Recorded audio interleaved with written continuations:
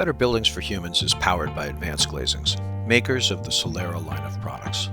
Solera is the leading glass glazing made specifically for architectural daylighting and with extreme insulation performance. Learn more at advancedglazings.com.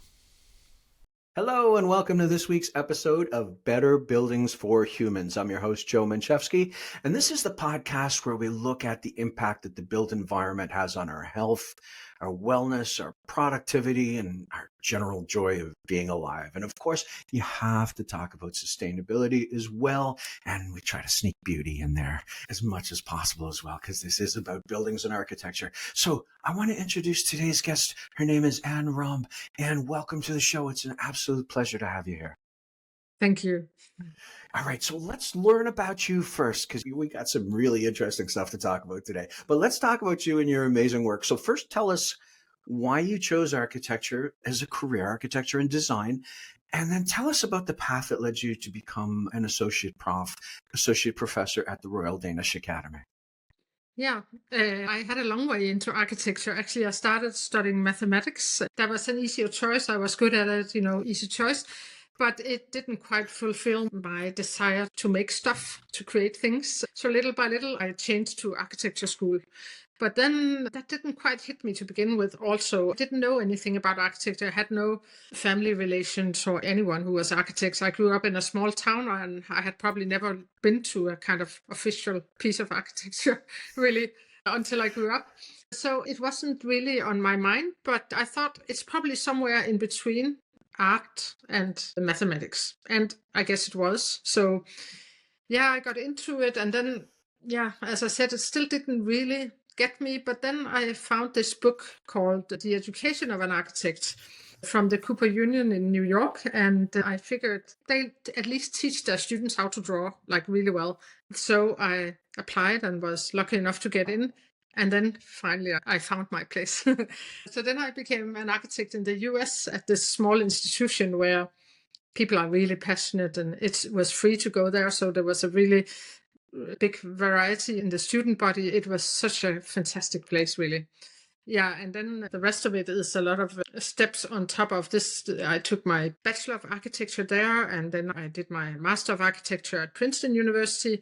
And then finally, I went back to Denmark to do my PhD here in Denmark. But the significant moment of choosing architecture, I think, like really choosing it, was to be in this small institution full of really passionate people who are really trying to make a difference, I guess. Yeah. Yeah, you're an interesting bunch of people, and pretty much every architect I've ever met wants to actually make a difference. It's almost universal within your group, so it's a beautiful thing. So let's talk about your work. I wanted you on the show for several reasons. I saw some of your work. I can't remember how it came in front of my eyes, but I definitely need to talk to Anne. So, and there's a bunch. So let's dive in. But first, let's talk about Finderstead taking place. What is that? What is the project and what is it you're hoping to achieve with it? Right. Taking Place is a school, really. It's a small school within a school. I'm probably not supposed to call it a school. It's within our institution. It's a bachelor's program where you can study architecture for 3 years and then become a Bachelor of Architecture. It was back in 2014 when I was not quite done with the PhD, but almost. There was a call to propose new programs that we should have in our institution, and I proposed this one. And it was really a dream situation to be able to create my own school from scratch in a way. We were given this old seaplane hangar building that used to house seaplane hangars, a grand open space with really tall ceilings, a fantastic space. And then we had 150 students, 50 students per year, and a group of colleagues that I didn't know at all, but that I was supposed to sort of direct or, I was supposed to make all this work. It was fantastic. It was, a dream, like I said, to imagine from scratch what an education in architecture is. My view on that, to some extent, has already changed. There's a lot of urgent problems out there that needs to be addressed that probably weren't as urgent back then, but the fundamental idea behind this project is a trust in artistic methods, a trust in that we need to make beautiful form, functional form, that we need to make form as architects in the world, and we need to teach our students how to make form in all its aspects. What does it mean? How does it become social? But also, what does it look like? How is it composed? And all that. And then I guess my slightly American competitive modes of operating that I had learned in the US, Yeah. they met with these new colleagues who had a much more collective idea, an idea about how to teach more collectively and non-hierarchical and so on. But when these two things met, I guess we created a quite intense environment in this big open space in the building. And yeah, it was a real adventure. Do you think, Anne, that a lot of architecture schools have maybe forgotten a little bit about form and maybe focus a little too much on the technical details, the many administrative details that come with being a practicing architect these days? Yeah, I guess so, but maybe it's a slight different nuance that I see that already started when I was a student, that so many architects become PhDs nowadays, and they teach, and they tend to teach a very analytical mode of operating. So you never take a chance and say, what if I just did this? Or, what if it was even a mistake, but it happened to be a good thing?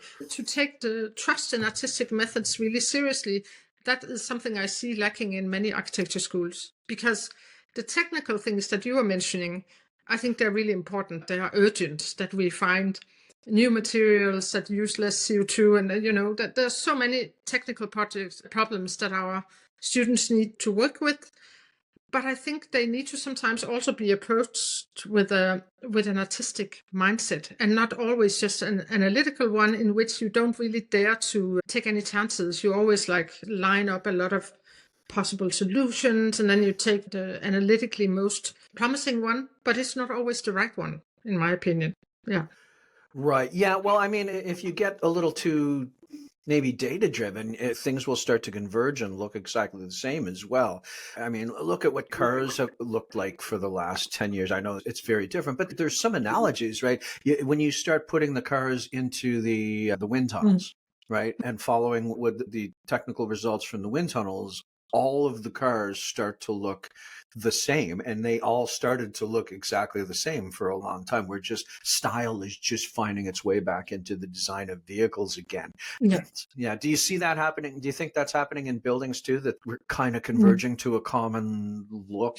Well, certainly in a lot of international architecture, perhaps, but luckily there are also so many small experiments starting, I feel, in architecture in these years. So many experiments with looking back into old building materials and building techniques, or inventing new ones, or quite hopeful in the layers of small offices coming up, at least here in the Nordic countries. But I do see, I mean, we have had, and I do see them internationally, huge problems with market-driven mainstream architecture that is just really bad.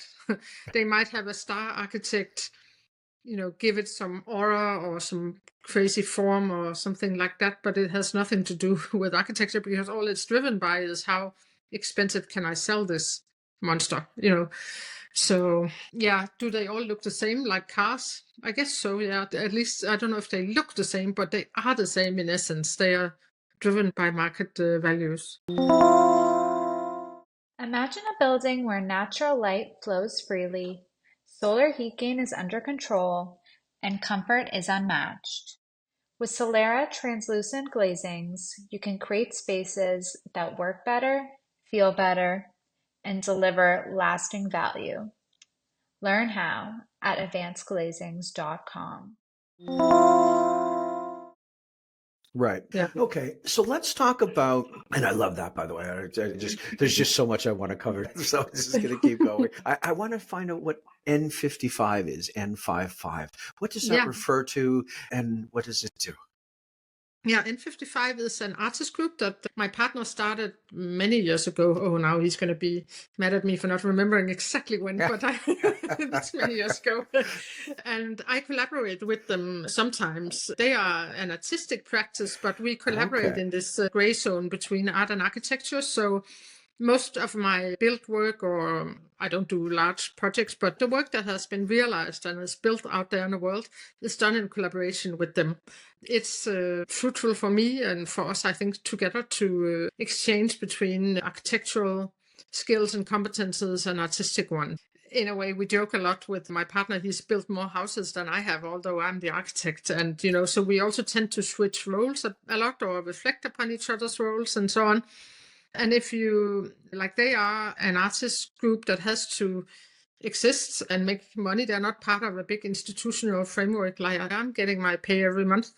You really have to learn how to run a business. Yep. So I have a lot of respect for that, and I love working together with them because that's a whole other kind of urgency and reality and getting things done, getting them ready to be built, make sure it doesn't rain through the roof, and make sure that people can have a good experience in the houses. So that is fruitful. I have not been sort of become an official member of N55. We sort of keep it separate. We work together mostly kind of out of respect for the fact that they started it many years ago, but also that I sort of have my own career as an architect. And so it's a collaboration. Okay. Now, when you're influenced by what's happening in N55, is it the process that's influencing the architecture, or is it like the art itself, actually cues your mind to some shapes or forms, or some combination of both?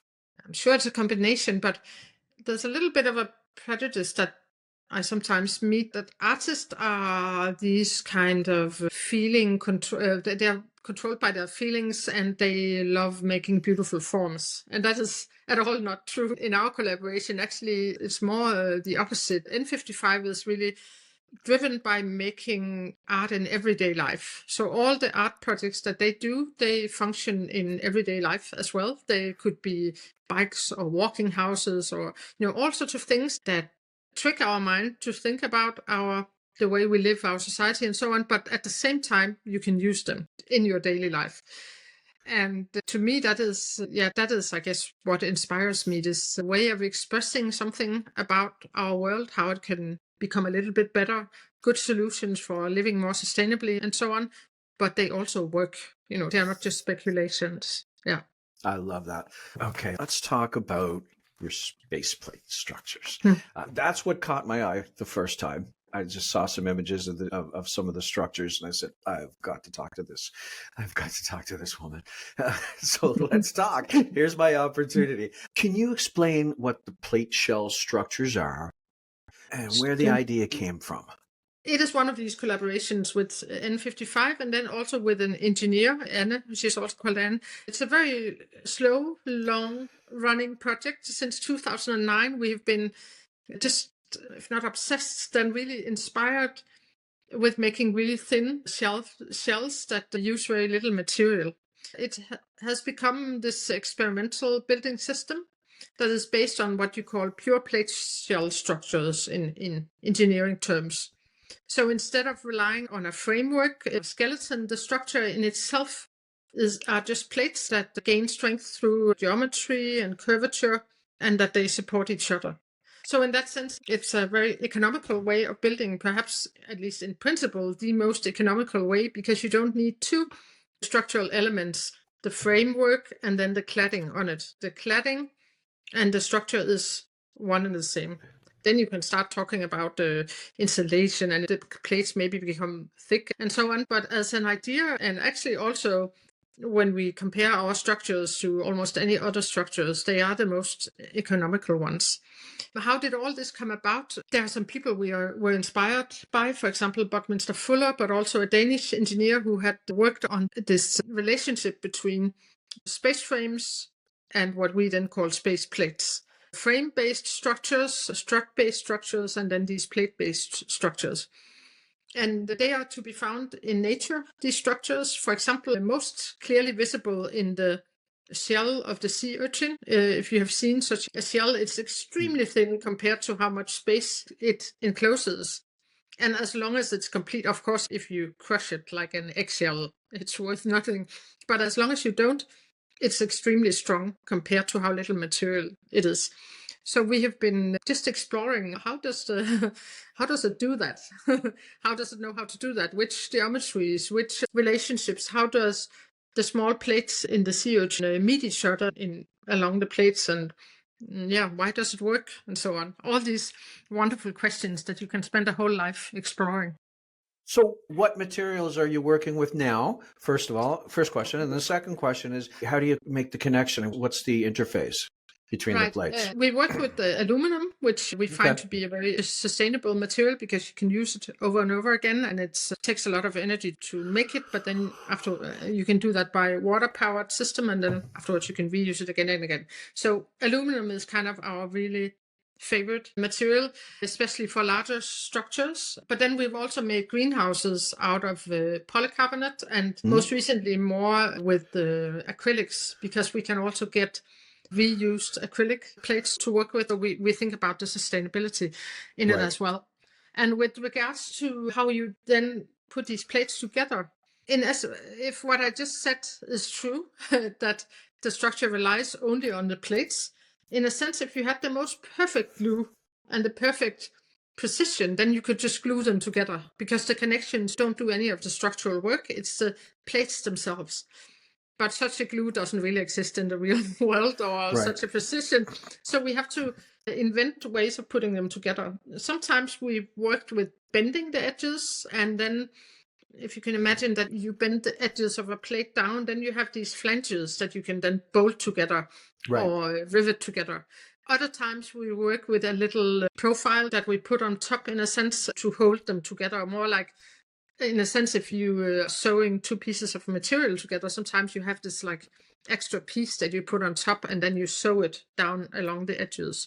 Right. So those are the different ways. We are also more some experimental, just experiments where we try to make little teeth in the edges of the plate, and then they fit together. But we haven't made a building with that yet. Okay. All right. We are. So Oh, sorry. no, go ahead. Go ahead. We are concerned with the fact that people should be able to build these structures themselves. We are also really trying to tune in on sustainability, like I said, but also our critique of this way that the whole building business is working, where you build gigantic projects at a time, and then you sell the apartments, all that stuff. We know it. So our little modest contribution to the critique of that is that all these structures that we build, each plate can be held by one person, or two people can help each other. One hold the plate and the other one use either just like a normal, what is it called, a drill or a rivet gun. Anyone can operate them, Yeah. And then you tie the plates together little by little, and you build the structure yourself without the use of gigantic machinery. So when you ask about how the plates are connected, it's also an important, it's not just a technical matter, how can you do it? It's also who can do it, and how easy can they do it, and do they need to buy a really expensive machine to do it, or actually not at Right. all? Yeah.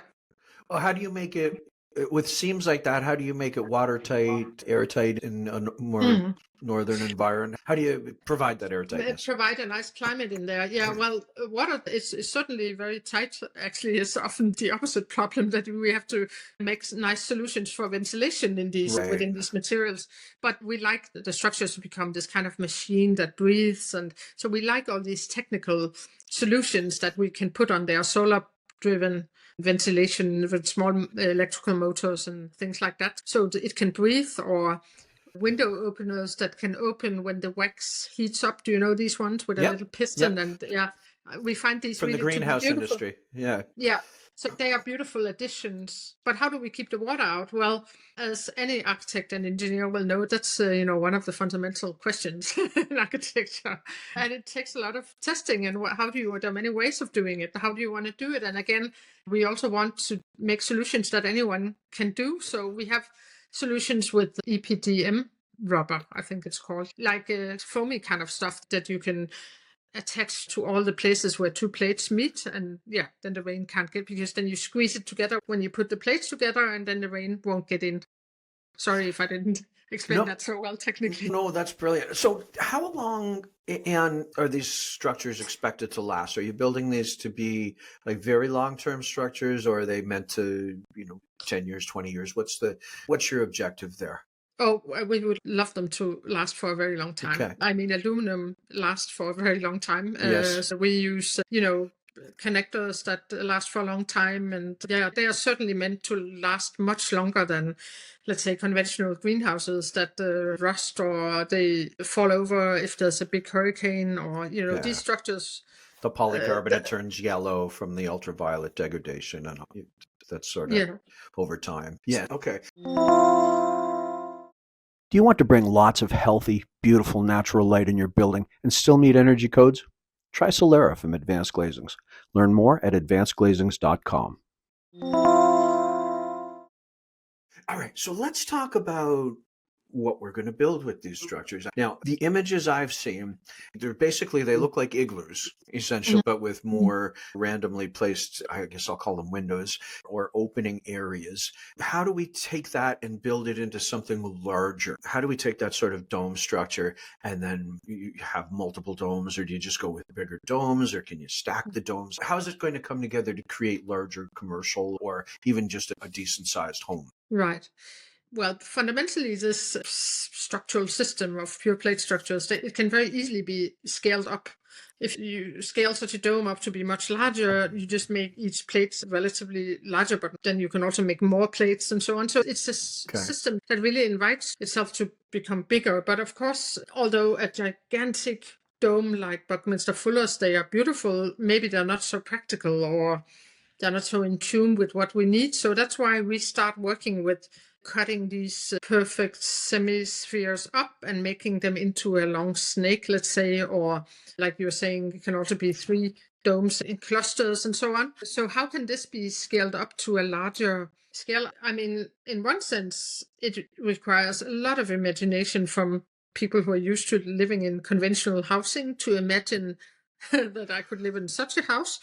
On the other hand, it's very practical to do it. You just start doing it. We have a whole building system. Our next goal is to make an insulated one that you can actually live in all year round.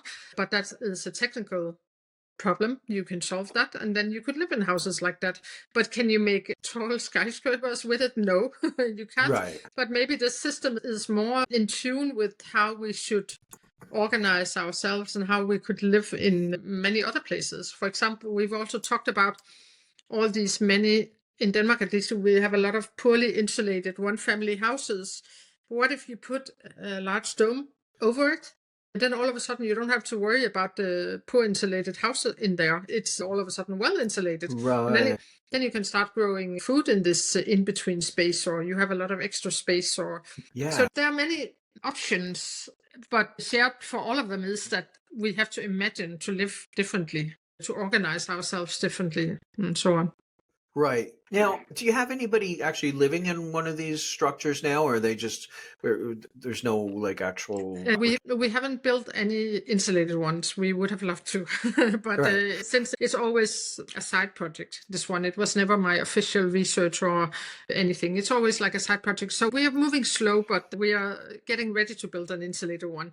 But the ones we have built, greenhouses that are used in many different ways, also more like an extra space in the summer. Actually, I'm surprised by how little people want to grow plants in them. I would if I had one, but apparently people don't do that so much anymore. So they use them more as an extra space in the seasons, like obviously the summer, but also spring and autumn, that you can have a nice place, relaxing place, or a place to have meetings in, or things like that. And then we've also built shelters. We've built 5 of these little shelters that are used for school classes or scouts or grown-ups for that matter, that go there and stay just a night or 2. Those are insulated with the wool felt, so by no means insulated, but I mean in terms of temperature, but they are insulated. This wool provides an atmosphere where you don't get a lot of moisture in there. You can sleep 6 people in them, and then it takes up the moisture from you sleeping in there and then slowly releases it again. So I guess we do have structures that people live in, just only 2 or 3 nights at a time. Okay.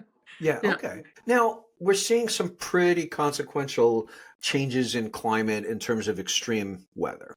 We all know that. So resilience is obviously a hot topic these days. Will these structures have any sort of advantage in terms of providing resilience in face of more extreme weather?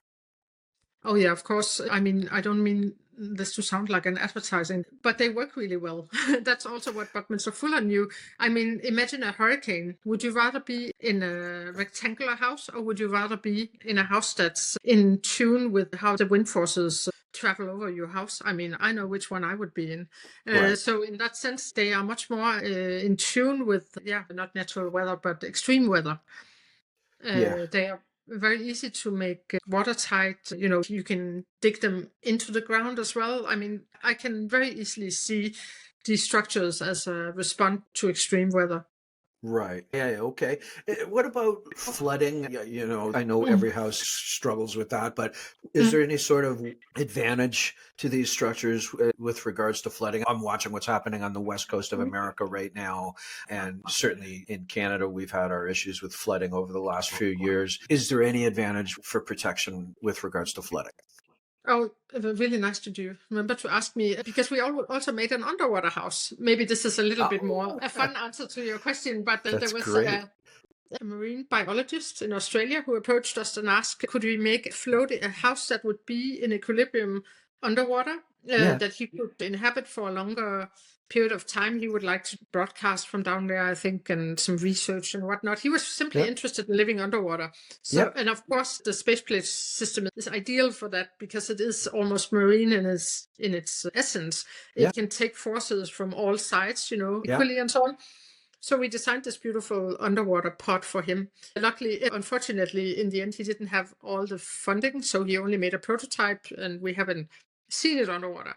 But that was a bit of an extreme answer to your question. So you can live underwater very well in structures like that. But I would also say that you could make floating structures really well with a very lightweight structure. Right. If you want things to be able to float or be flexible, or sometimes they can float or they can receive a lot of water pressure from the outside. Again, I would choose a structure that's not rectangular heavy, like a brick or a concrete building. Or I would choose one that works well with these forces.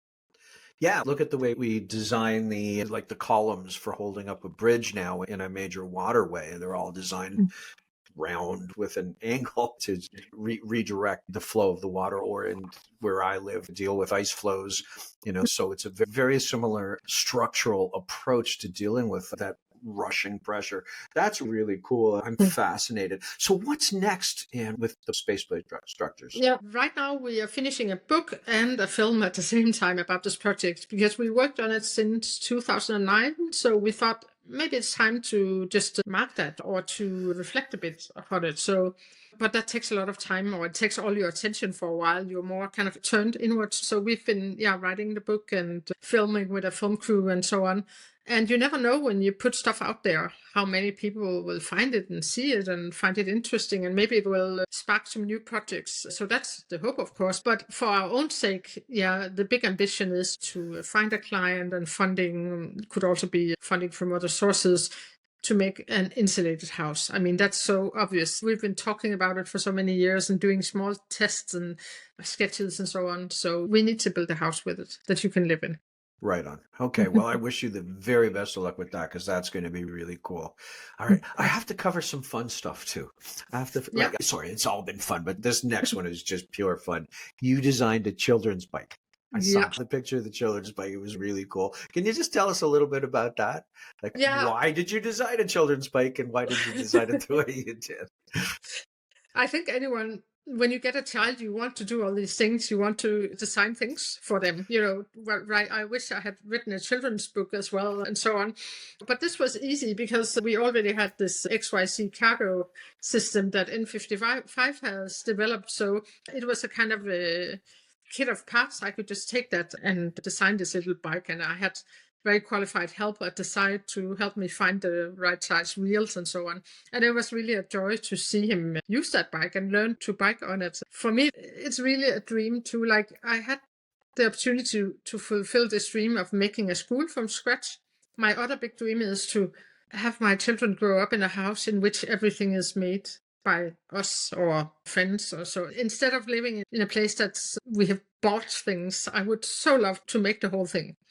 But this is, of course, it's a different lifestyle, and I don't know, a different economy, but at least this ambition to see your children grow up thinking that, oh, I don't need to buy that thing. I can make it. I can design it. I can make it.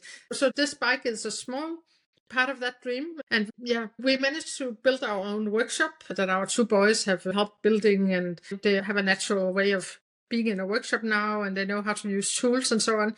To me, that is really the biggest gift you can give your children. That sounds wonderful. And for anybody who wants to check it out, you have to check out the bike. Where can they see the bike? Because it is a really cool little.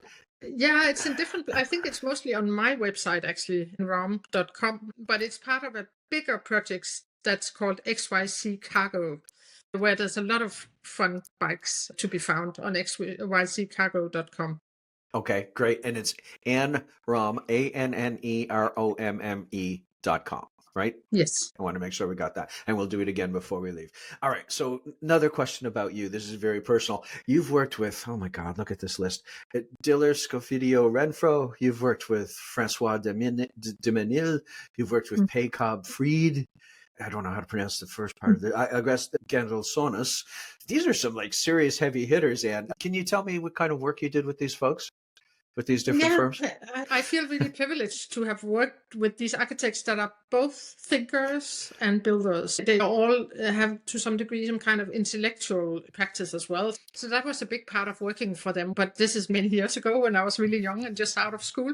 But I think it gave me something to be in an office where this was the case, that you don't just build, you think, you write, you discuss, you're part of a discourse. The office I was at the longest was Scofidio Renfro. Rick Scofidio was my thesis advisor at Cooper, and so he invited me to come work. And they were working on the Lincoln Center in New York at the time, or that was the project I was put on. And that was in a way a bit ahead of its time, being only transformation and not really any new build stuff, just a transformation of existing buildings. And that was a really good learning experience. It was also extremely tough. Man, I have never worked so hard or so insanely, controlled environment as that one. I don't want to romanticize it in any way, but I learned a lot of stuff that I couldn't have learned any other way, I guess. Yeah. Right on. That's really cool. All right. Maybe two more. Biomimetic architecture. You've done a lot of work in that field. Can you just define that for us? What is biomimetic architecture? Well, some people misunderstand it as if it's copying shapes or forms from architecture or looks and so on. But it's really much more about digging deeper and learning from the principles in, let's say, and how a structure grow, or how it adapt to something, or how it distributes its forces, or use materials, for example, to understand. So it's not so much about how it looks, for example, the Spaceplate project, how it looks like a sea urchin. It's more about really looking almost at microscopic level at how does the sea urchin function. So yeah, I guess I explained it already a little bit with this fascination in the Spaceplate project with this naturally occurring structure that is so efficient that you simply just have to learn from it. Surely then there's an effect I have seen over the years that people also find these structures beautiful, thought-provoking, because they look so different. So it's not to say that there's not a visual element in biomimesis. We naturally, I think, feel ourselves drawn towards structures that somehow mimic what we have seen out in nature, in a plant or an animal or any other kind of natural phenomena. We feel ourselves drawn to it because it has this inner logic, beautiful logic. But yeah, I've also worked on another more speculative drawing project with my colleague here at the Royal Academy called Jacob Bang. We work with biomimicists in a more experimental way, in a sense, or perhaps in a more visual way. We use all these natural phenomena that we kind of just start drawing. That could be islands or reefs or marine animals and things like that, to create this kind of aesthetic that might tell us something about where architecture aesthetic is headed in a world where everything is going to be flooded soon. So it's a way of perhaps contributing to a discourse in architecture that is also just about imagining how things are going to look like in the future. And so I use biomimicists for that as well, because I think it's urgent and necessary that we learn from nature, because obviously the way we build that doesn't learn from nature is not very efficient and is also quite harmful. Yeah. And we have to live with nature. There's no dodging it. So better to understand it. I love that. I never asked you a question about natural light, about daylight. And, I spend much of my time working in the world of architectural daylighting with advanced glazings. And so I almost always talk about it. And I never thought to ask you, what's your feeling on natural light and how, let's just go back to your plate structures for just a second. Do they make it easier to bring in natural light into the interior and to take full advantage of full spectrum light from the sun?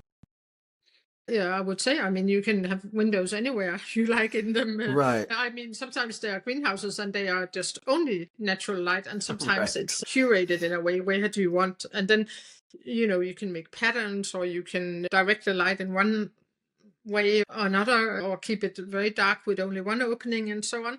I mean, daylight is essential. We know that in the Nordic countries that Yeah. we even have regulations that you can't work in an office or another workplace without daylight. That's not allowed. Whereas I remember some of the places in the US that I was working with, absolutely no daylight. That's illegal here. So, I mean, that's a natural part of an upbringing as an architect in Denmark or all the Nordic countries. I think that light is a material as much as bricks and mortar and wood and so on. Yeah. Oh, I love that. Thank you for that. All right. There's a question, Anne, that I ask every single guest, and I ask them to answer it from whatever perspective they'd like. And here it is. What makes a great building? I think I would say that it's one that enables people to live sustainably, but sustainably both in a socially and economical and a climatic way. Not just technically sustainable, but also socially and politically, economically. And some of my more conventional research work as an associate professor goes into looking into buildings that people built themselves. I mean, homes that people built themselves. And this is just a complete passion for me to show the world how much better these buildings are than all other buildings. Buildings, homes that people have built themselves, that people are willing to go much further with regards to sustainable solutions. They want to live in their house forever. Probably it's not seen as an investment. They want to share with their neighbors because maybe they built these buildings together. They are wonderful self-built houses. Of course, we have them. You also have them in the US in these wonderful eco villages and experimental villages and whatnot all over, and in Canada as well, I'm sure. But they also exist in urban environments, or we could make these opportunities for people to influence the way they build a home. We could make these opportunities real and available. For example, in Amsterdam, they do that a lot. But Yeah. that's a long answer to. So what makes a good building? That's, I think, the home, the house for a family, no matter how you see a family, if it's one person or many or whatever, rainbow family, whatever. A home for a family, that's the most essential house. And the best way such a house can be is if the people who lives in it has been part of either building it with their own hands or deciding how it should be built, or, collaborating with whoever should build it.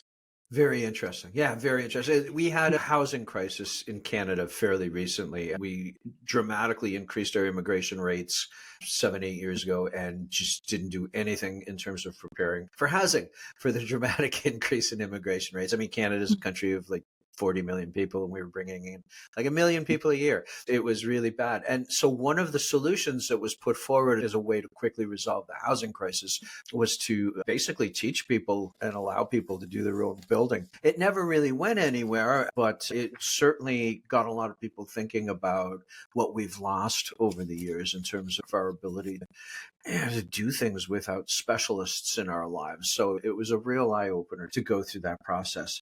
And first of all, thank you for being here today. This has been wonderful. But before we go, I want to make sure that you have an opportunity to, if you've got anything that you'd like to promote, any kind of upcoming events, or anything that you'd like to share now, this is a great opportunity. Thanks. That's really nice of you. I mean, I have 2 books coming out. Yeah. The one about the space plates and the one about my teaching program taking place.